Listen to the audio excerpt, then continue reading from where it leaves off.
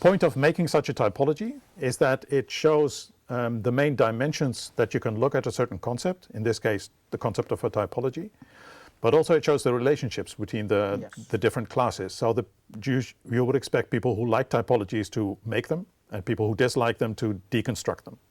And you would also expect people who like typologies not to cooperate too often with people who dislike typologies, because they have very different approaches to what they do. Yeah.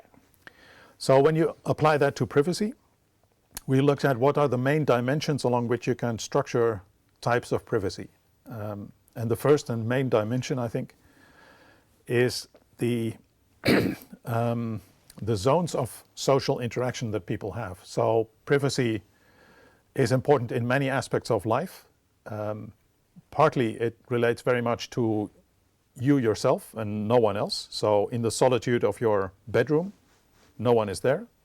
That's a certain type of privacy you enjoy based on you yourself, absence from all interaction.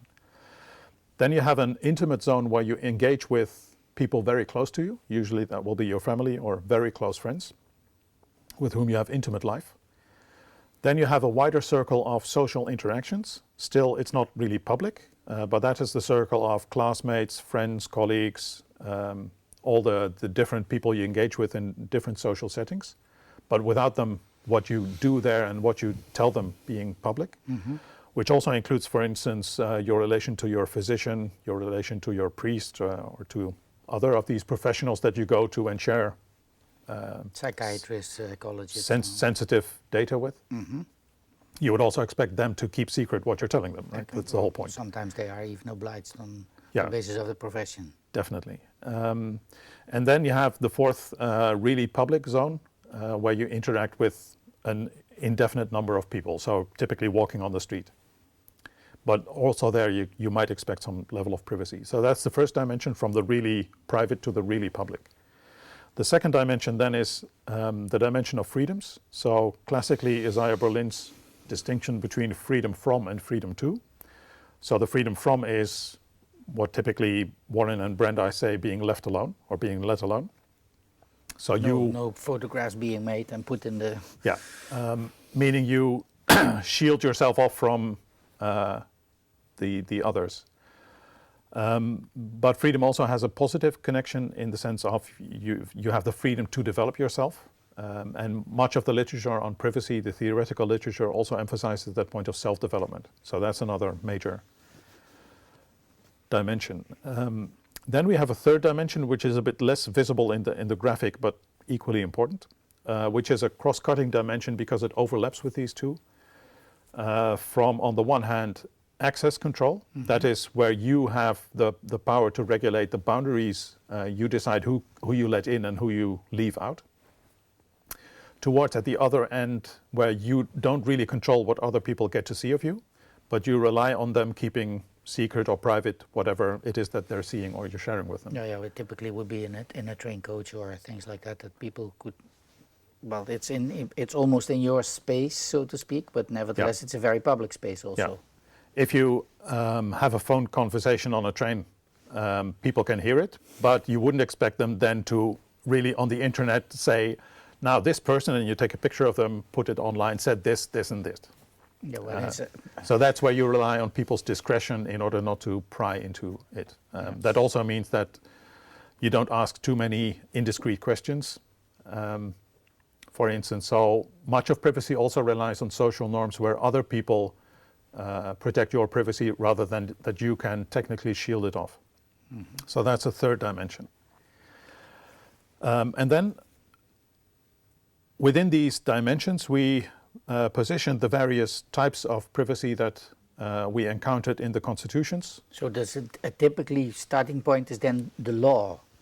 Yes. In the sense that the constitutions really say something about the house, or say something about the body, or say something about the spatial or communications correspondence like stuff. So it's based on, so your the starting point was the law, but to classify these different types, we also looked at what the literature, so academic scholars have previously said on the various types, which include sometimes new types, which are not already crystallized in the law.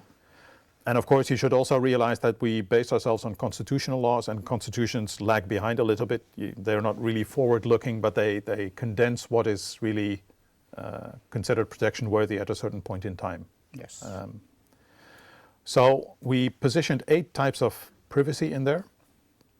Would you like me to go through them? Yes, step by step? please. Yeah, each of them.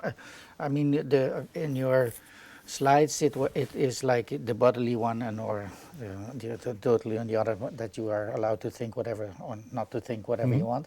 So yes, it would be nice to have all these loose elements. Okay, then it makes most sense, I think, to go through them zone by zone. Yes, also because there you see the connections between them. Yes. So in the purely personal one, you have the privacy of your body, that people are not allowed to touch you unless you really invite them or consent to being touched. Very topical in the Me Too discussion, I would think. It also regulates, particularly in the criminal law context, to what extent the police can really search you not only on your body but also look inside your body, which is considered more intrusive, looking inside the body. So there you see the boundary of the skin is really important for your bodily privacy. And that's more the freedom from, so you can really prevent people from touching you. But there's also the freedom to, which is your mental privacy, which is more the freedom to think whatever you want. Extremely important, particularly in criminal law. We criminalize behavior. We don't criminalize bad thoughts. So privacy of the mind there is really considered important. Partly for a practical reason, it's very difficult to really know what you're thinking unless you're telling us. There's no screen on the front of your head, so. Yet. But with mind-reading technologies, we can get into that debate later on. But so far, intellectual privacy is an important part, but it's rather underdeveloped in the law simply because there haven't been too many intrusions on it. So that is the personal zone. Then in the intimate zone, and that's one of the epitomical or most classical cases of privacy, spatial privacy, particularly the privacy of your home, protected for a long time. Of course, you should realize that the home as we now know it is also a fairly recent invention in the sense that it developed perhaps only in the 18th century or so. Mm-hmm. Previously, you lived with all your servants, family, wider family, or your cattle in one big room. Well, even your profession, the profession, the workplace was in there. Your occupation was, you lived and you worked in the same spot almost. Only in the 19th century did the work get outsourced to a place outside of the home. Yeah, but that was because there was no energy availability in every house. Mm-hmm. So you had to go to where textiles could be made and things like that. So you needed power, and it was too difficult at that moment to have power in every house. So. Yeah. But the saying, my home is my castle, already dates back from a bit longer than that, and already in the 15th century, I think the notion that the government couldn't simply enter someone's home was already quite developed then. But spatial privacy in the law is typically restricted to the home and not to other spaces, sometimes to some other spaces, but that's very limited, and certainly not to public spaces. And that's one of the issues and one of the reasons why I do this project. Nowadays, you take a lot of your home with you because the home is also, or at least the things you stored in your home and which you left at home previously, you now take with you on your smartphone. So that's a very major challenge, I think, for the law to get updated. Related to the spatial privacy is the what particularly in the US is strongly developed decisional privacy, which is the privacy to decide on intimate life matters. So with whom you want to live, to share your life, whether you want to have children, whether you want to have an abortion, to be free from unreasonable constraints on your decision powers on how to shape your intimate life with people, which is also an important part of being able to develop yourself and to develop an identity. Of course. Of course. That's why, the religious freedom that they are really very fond of, so to speak, is one of the consequences, of course. Or it's the consequence of the religious freedom, it's not the other way around. Yeah, but that's strongly connected, also to mental privacy again. Then in the third zone, the semi-private zone, where you have more interactions but still not completely public, The prototypical type of privacy there is the communicational privacy, so that you can communicate with people without fear of the government overhearing this, which is also very ancient in the form of privacy of letters. So when you put your letter in an envelope, there are usually fairly strong safeguards against opening the envelope and reading the contents. And with new communication methods, that has been transposed into privacy of telephone conversations and now privacy of email to more or lesser extent. We could also discuss that, but in principle, still the contents of communication, when it's clear that you want to have them secret and not write on a postcard where it can be read from the outside, that is considered strongly protected. And that also correlates to your freedom to associate with people, so to have groups that you want to share your private life with. Also, possibly more important, similar to your private conversations with your psychiatrist, also groups like Alcoholics Anonymous, where you have really intimate settings, but with people you otherwise don't know. Strangers, so it's not really your intimate life. Yeah, even trade unions and things like that. So also that. The freedom to associate is a very important. Yeah, and that is it's another the right to associate with people and the right to have unions and demonstrate. But there's also a privacy side to that. That if what you do there is not kept confidential, that it might have a chilling effect on your freedom to associate with people. Yes, I agree. And then in the public zone, there was a bit more difficult to find the prototypical types of I can imagine. privacy, particularly because the law doesn't really protect privacy in public spaces very much. But one element that we really found in terms of shielding off is what we call proprietary privacy, so the privacy of your property. The property that you carry with you on the street cannot simply be opened and looked into. So if you have a handbag and the police would want to know what is inside, there are certain safeguards to that. And more importantly, I think there is the positive freedom of behavioral privacy, so the freedom to behave without inhibition, whatever you want. Yeah. In Dutch we have a nice saying, onbespied en onbevangen, but that's something which is very... Well, I like the Dutch traditional framing of privacy as the freedom to be yourself without inhibition. Yes. Very much.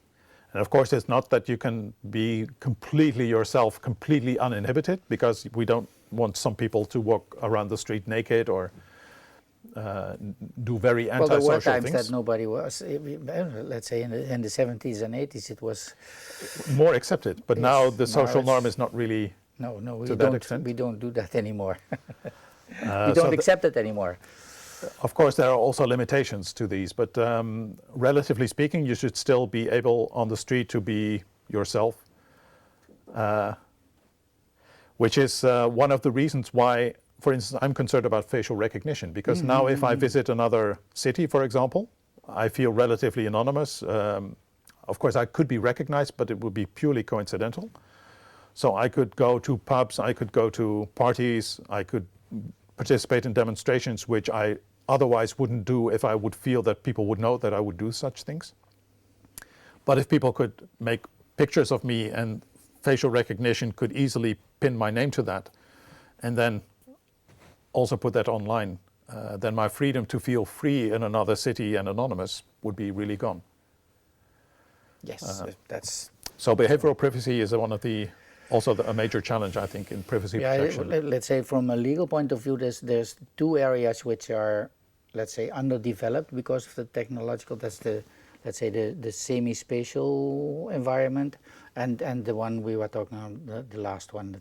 We need to decide on the fact that in public I can be inhibited, but if there is a lot of technology available to seek you out and to determine whether you were there or not there, and even years later, because that's one of the other things. A lot of, I mean, in the old days it was very difficult to keep everything. The images was too expensive to save them and whatever. But now it's everything can be saved on a hard disk, and put in the cloud and whatever, and then 7 years later you can even see, did he indeed go to Florence, or did he indeed went to the demonstration in London this last weekend? So it could be done, but like that. And particularly also prospectively, if you don't know how the information that is being registered, how long that will be stored and who might have access to that, that might really have a inhibiting effect on your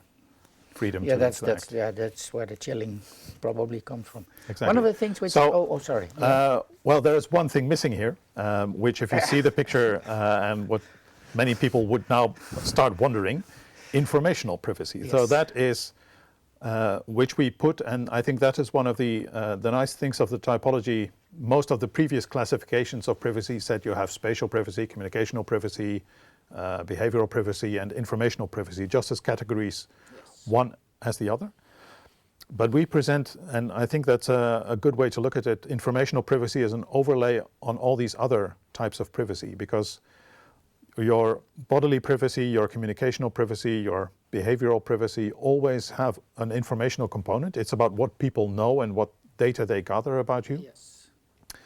At the same time, it's not only the information, it's also the physical element, the feeling of, so even if someone burgles into your home and doesn't steal anything, the fact that someone walks in your home is felt as an intrusion. Yes, a heavy intrusion. Regardless, even if it was a blind burglar, whatever, it still feels as an intrusion. And that means that you cannot pin it down to informational privacy only. It's also this spatial privacy in this case. So that's one of the things that I learned from this typology, that privacy is always about information, but always also not only about information. No, it's also about interaction. It's also about being free, feeling free, having the capability to be free, because that's also one of the things, of course. So I fully agree. I mean, when you talk about home thermostats, for instance, like the ones that are now being flown into the houses almost, and everybody's putting it. That tells a lot about how your household works, and when you're at home, when you're not at home, whether you're chilly or not chilly, and things like that. So, and even if in some of these are even microphones in there, which could be switched on and off on whatever, on whomever that decides. It's not even my own decision; it's the decision of the platform. One very important thing, what a lot of people don't realize, is the way you have been working on the typology. It was also because you wanted to become knowledgeable, so to speak, on what the government is allowed to do in the form of the police or in the criminal law. So it's these rights, or these fundamental rights, or classical human rights, or whatever you want to call them. It's only in one dimension, in the sense of it's against the government. And a lot of human rights have been developed against Big Brother or the government. The thing at this moment is, of course, that it's no longer only the government that can do all these intrusions we have been talking about. It can also be done. So would this typology also work in, let's say, in a more private commercial setting? Should it work like that? Or what's your opinion on that?